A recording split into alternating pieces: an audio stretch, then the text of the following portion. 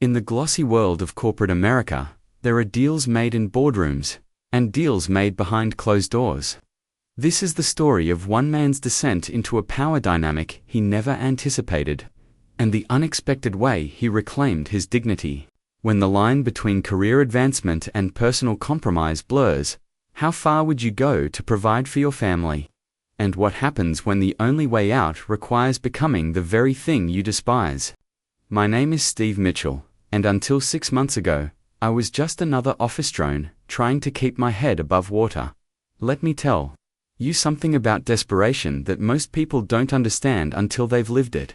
It's not a moment, it's a process. It creeps into your life, day by day, bill by unpaid bill, sleepless night after sleepless night, until suddenly, you find yourself considering options you would have once thought unthinkable.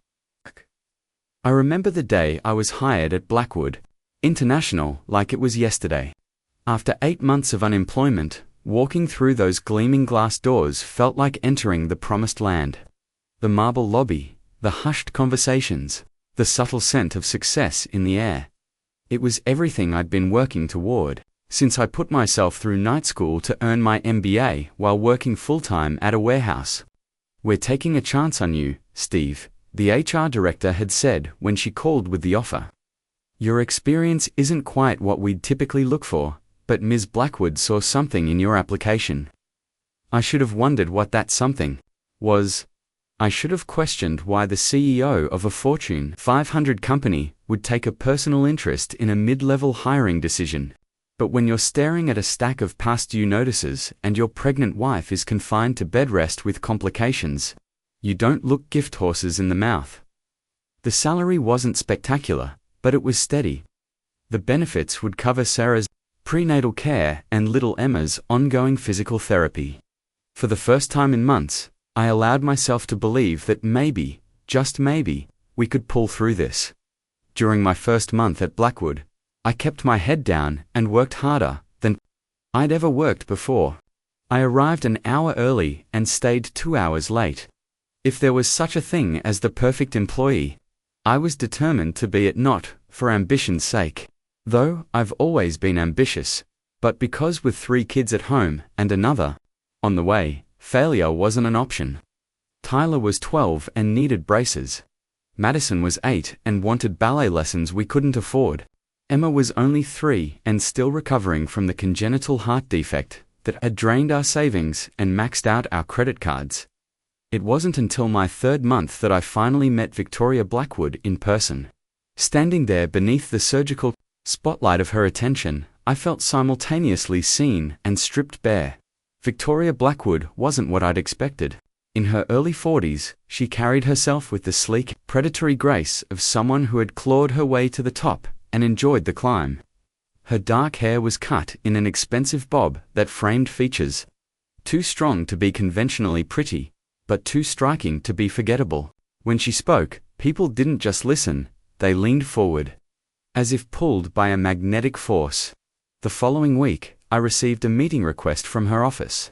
One-on-one, no agenda listed. The email sat in my inbox like a ticking bomb. "The CEO wants to meet with you," Sarah asked that night, her hand resting on her swollen belly. "That's good, right?" "Probably," I said, trying to sound more confident than I felt. Maybe she was impressed by the presentation. If only I'd known then what that meeting would set in motion. Victoria Blackwood's office occupied the entire northeast corner of the top floor. Floor-to-ceiling windows offered a panoramic view of the city. The same city where I'd grown up in a 2-bedroom apartment with parents who worked multiple jobs to keep food on the table. "Steve," she said, not looking up from her computer. When I entered, I sat. For 3 excruciating minutes, she continued typing. A power move establishing dominance that I'd read about in business school, but never experienced firsthand. Finally, she turned her attention to me. "Your file makes for interesting reading." Shifted in my seat. "Thank you." It wasn't a compliment. She leaned back in her chair, studying me with the clinical interest of a scientist observing a lab specimen. MBA from a state school. Previous experience at companies that barely qualify as footnotes in this industry. 3 children, a fourth. On the way, a wife with health issues, and a credit score that would make a loan shark hesitate. My mouth went dry. I don't see how my personal finances are relevant to my work performance. Everything is relevant, Steve. She stood and moved to the window, her silhouette outlined against the city skyline. This company doesn't just invest in employees, we invest in people. And investments require thorough due diligence. There was something in her tone, a subtle inflection that sent a warning signal crawling up my spine. But I needed this job too desperately to heed it. I appreciate the company's thoroughness I managed, and I'm committed to proving my value here. She turned, a smile playing at the corners of her mouth. Are you committed? I mean, absolutely. Because commitment, Steve, is about more than showing up early and staying late. It's about understanding what's expected and delivering on those expectations. All of them. She moved toward me with the deliberate pace of someone who had never been told to hurry in her life. Perching on the edge of her desk, she was close enough now that I could smell her perfume. Something expensive and subtle, with notes of sandalwood and something darker beneath. Your work so far has been ... adequate. But I see potential for more, much more. She picked up a folder from her desk. My personnel file, I realized. You've been servicing a considerable amount of debt. Medical bills, mortgage, student loans. It must be a tremendous burden, especially with another child on the way. I swallowed hard. We manage, do you? Her eyebrow arched perfectly. Because our background check suggests otherwise. 3 months behind on your mortgage, credit cards maxed out. A collection agency calling about your daughter's hospital bills. Heat crawled up my neck. Shame, anger, fear. A toxic cocktail that made it hard to think clearly. I'm proposing an arrangement, Steve, one that could be mutually beneficial. She stood again, circling behind me. Your current salary is what? $78,000. Barely enough to keep your head above water, especially in this city. It's adequate, I lied. She laughed. A short, sharp sound, entirely devoid of humor. No, it's not. But what if I told you I could double it? My heart skipped a beat. Double. $156,000. Enough to catch up on the mortgage. Pay off Emma's medical bills. Maybe even start a college fund for the kids. What would that entail? I asked, caution warring with desperate hope. A promotion, officially. Special assistant to the CEO. You'd report directly to me. Handle sensitive matters. Work, ... odd hours. The emphasis she placed on odd hours told me everything I needed to know, and unofficially. She moved back into my field of vision, leaning against her desk once more. Unofficially, you would provide me with certain services. Private services. The nature of which should be obvious by now. I should have walked out then, should have reported her to HR, to the board, to someone, but the cold, calculating part of my brain, the part that had been lying awake at night, wondering how we'd keep the house, how we'd pay for the new baby's delivery, that part was already doing the math, and if I decline, I asked, though I already knew the answer, then nothing changes. Her smile didn't reach her eyes. You continue in your current position. No promotion, no raise. Though I should mention that we're implementing some organizational restructuring next quarter. Several positions in your department may be eliminated. Last hired, first fired. I believe that's the common expression. The threat was clear. Accept her proposition or lose everything. I need time to think, I said finally. Of course. She returned to her chair, the conversation apparently concluded. Take the weekend. We'll continue this discussion on Monday. She lifted her eyes to mine, her gaze unflinching. Do keep in mind that discretion is paramount. Discussing this conversation with anyone would be ... unwise. I spent that weekend in a fog, going through the motions of normalcy while the conversation replayed endlessly in my mind. I took Tyler to his soccer game. I helped Madison with her science project. I cradled Emma during her afternoon nap, her tiny heart beating strong and steady against my chest. A miracle of modern medicine that had cost us everything. And all the while, I weighed impossible options against unthinkable consequences. Do it, I said on Monday morning, standing in Victoria's office with my hands clenched at my sides to hide their trembling. She didn't look surprised. I thought you might. She opened her desk drawer and removed an envelope, sliding it across the polished surface toward me. Your new employment contract. The official version is suitably vague about your responsibilities. The salary and benefits are as discussed. You'll find the effective date is immediate. That night, I told Sarah I'd been promoted. Her face lit up with such pure joy, such relief, that for a moment I almost convinced myself it had been worth it. I knew they'd recognize how amazing you are, she said, pulling me down for a kiss. I'm so proud of you, Steve. Her words were like knives, proud if she knew what I'd agreed to. Pride would be the last thing she'd feel. What followed in the months after? The nights at Victoria's penthouse, the hotel suites, the increasingly demanding sessions, became a blur of shame and rationalization.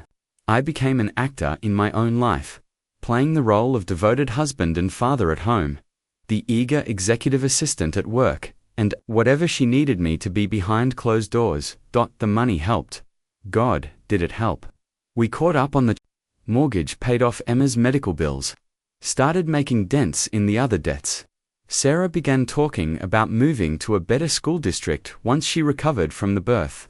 Maybe even taking a sabbatical from teaching to spend more time with the baby. 3 months into our arrangement, Charlie was born, a healthy, squalling boy with Sarah's eyes and my stubborn chin. Holding him in the hospital, watching Sarah's exhausted, triumphant smile as she reached for him, I felt a surge of conflicting emotions, so intense I had to excuse myself to the hallway. Pride, joy, love, and beneath it all, a creeping shame that threatened to consume everything else. This beautiful new life, this family I adored, all of it now sustained by my deception. Victoria had been accommodating, I suppose you could say, about the birth. She'd given me a week off from our sessions, sent an ostentatious gift basket to the hospital, even arranged for Sarah to have a private room, a luxury our insurance wouldn't have covered. But the reprieve was short. 8 days after Charlie's birth, my phone buzzed with the now familiar text, an address, a time, sometimes specific instructions about how to dress or what to bring. I went, of course. What choice did I have? As weeks passed, Victoria seemed to sense the shift in me. Perhaps that's why she escalated her demands, pushing against the boundaries I'd established, testing the limits of what I would endure for financial security. Each new request, each boundary nudged or crossed, was accompanied by a corresponding financial incentive. A bonus, a gift, once even a car, which I declined, unable to explain to Sarah where it had come from. You seem distracted, she remarked one evening, as I prepared to leave her penthouse. It was nearly midnight, and all I wanted was to go home, to see my children, to hold my wife, to remember, however briefly, who I really was. Just tired, I said, fastening my cufflinks, a gift from her, replacing the worn ones I'd inherited from my father. Charlie isn't sleeping through the night yet. She made a non-committal sound, watching me from her position on the bed. I'm planning a weekend in the Hamptons next month. I'll expect you to join me. I froze. A whole weekend. I can't. You can, and you will. Her tone was pleasant but brooked no argument. Tell Sarah it's a corporate retreat. Thursday through Sunday, for days, 4 nights away from my family, from my newborn son. The longest I'd been away since our arrangement began. Something in me snapped. No, I said, turning to face her fully. Her eyebrows rose. Excuse me, I said no. My voice was steadier than I'd expected. I can't do that to Sarah. Not with a newborn at home. Victoria sat up, the sheet falling away from her body. A deliberate movement designed to remind me of what I was risking. Need I remind you of our arrangement? Of what's at stake? Fire me, then. The words came out before I could stop them, but once spoken, I couldn't take them back. Didn't want to. Go ahead, but I'm not spending 4 days away from my family. She studied me for a long moment, her expression unreadable. Then, surprisingly, she laughed. Well, well, the mouse has teeth after all. This isn't funny, I said, anger rising to replace the fear that had been my constant companion for months. This whole thing, it's gone too far. I can't do it anymore, can't, or won't. She reached for her robe, slipping it on with practiced ease. Because those are very different things, Steve. Both, I said firmly. I've compromised enough. Too much. She moved to the bar cart in the corner of her bedroom, pouring herself a drink with her back to me. You know what fascinates me about people like you, Steve? Your moral flexibility. The way you can justify anything if the price is right, then suddenly discover your conscience when the cost becomes too personal. Her words hit like a physical blow, because they contained an uncomfortable grain of truth. I had justified it, rationalized it, told myself I was doing it for my family when, in reality, I'd made a choice. A series of choices that had led me here. You're right, I said quietly. I've been a coward, but that ends now. For 2 weeks, I waited for the other shoe to drop. The termination, the retaliation, but nothing happened. No summons to HR. No reduction in responsibilities, no whispered conversations that stopped when I entered a room. Just the normal rhythms of corporate life, as if our arrangement had never existed. It was in its way more unnerving than outright retaliation would have been. Then the text came. We should talk. My office, 7 a.m. tomorrow, so this was it. The retaliation I'd been expecting. I typed back a simple, I'll be there, and tried to ignore the churning in my stomach. When I arrived at her office the next morning, coffee in hand and resignation letter in my briefcase, Victoria was already seated behind her desk, looking as immaculate as ever. Close the door, she said, without preamble. I did, then took the seat across from her, bracing myself for what was to come. I've been thinking about our situation, she began, her tone businesslike. And I've decided to propose a modified arrangement. Blinked, caught off guard.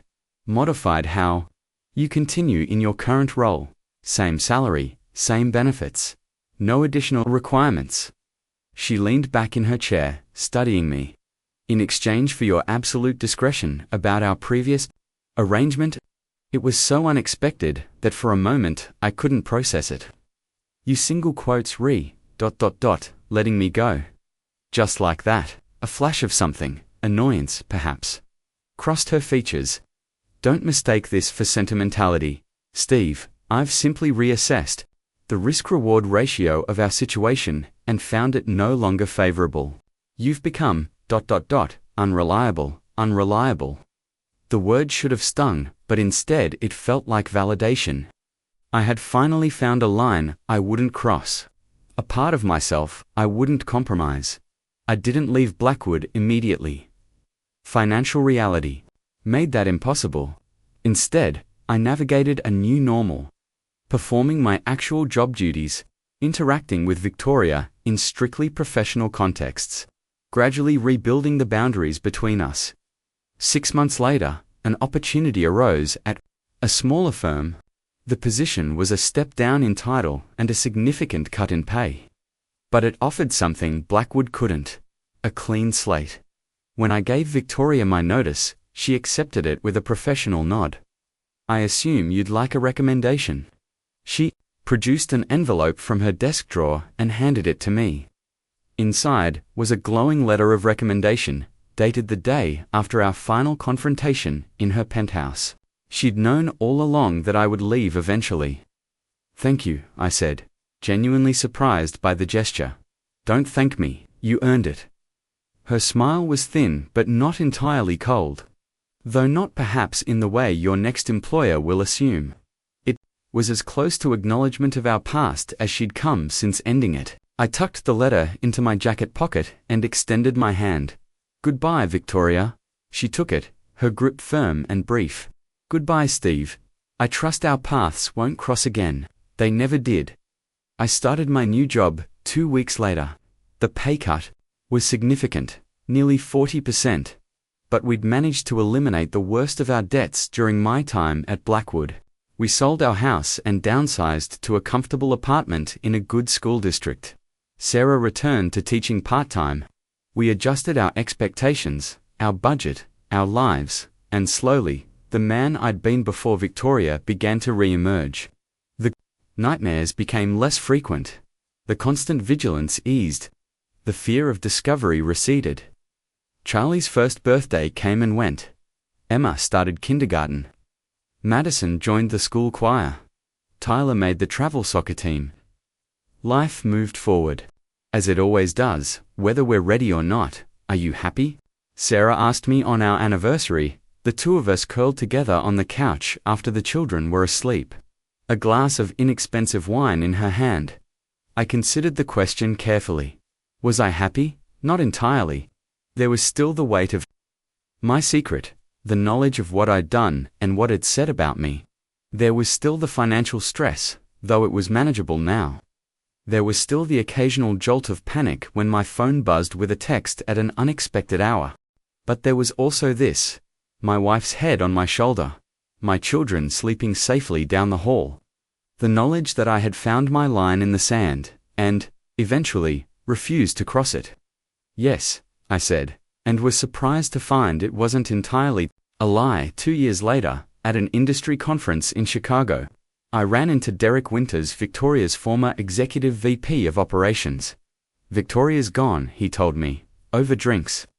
Forced resignation about 6 months ago. The room seemed to tilt. Slightly. What? Why? He leaned in conspiratorially. Official story is personal reasons, but word is she got caught with her hand in the cookie jar, if you know what I mean. Apparently, she had a habit of making certain ... arrangements with staff. Someone finally had the balls to go to the board with evidence. My mouth went dry. Evidence recordings, apparently, very explicit. He shook his head. Always the quiet ones, right. Guy was some new hire in accounting. Recorded their little ... sessions ... for months. I managed to maintain my expression through sheer force of will. That's surprising. Is it though? Derek chuckled. She always did have a thing for pretty young men with limited options. Word is, you weren't the first she promoted for ... extracurricular talents. When I walked through our front door that afternoon, Sarah looked up in surprise from where she sat on the living room floor, building a block tower with Emma and Charlie. Steve, you're home early. I dropped my bag and knelt beside them, gathering Emma into one arm and Charlie into the other. Breathing in the scent of baby shampoo and innocent joy. That night, after the kids were asleep, Sarah and I sat on our small balcony, sharing a bottle of wine and watching the city lights. Something happened at that conference, she said, eventually. It wasn't a question. After 15 years together, she could read me better than anyone. I considered deflecting, changing the subject, maintaining the wall of secrecy I'd built around that period of my life. But I was tired of lies, tired of carrying the weight alone. I ran into someone from Blackwood, I said carefully. Got some unexpected news about Victoria? Sarah asked quietly. I turned to her, blood rushing in my ears. What? She met my gaze. Steadily. Victoria Blackwood, your former boss, the one who doubled your salary and required such odd hours. The world seemed to stop. You knew, not everything. She took a sip of her wine. Not the details. But I knew something wasn't right. The sudden promotion, the late nights, the way you'd come home and shower immediately, even in the winter. The way you couldn't look me in the eye for months.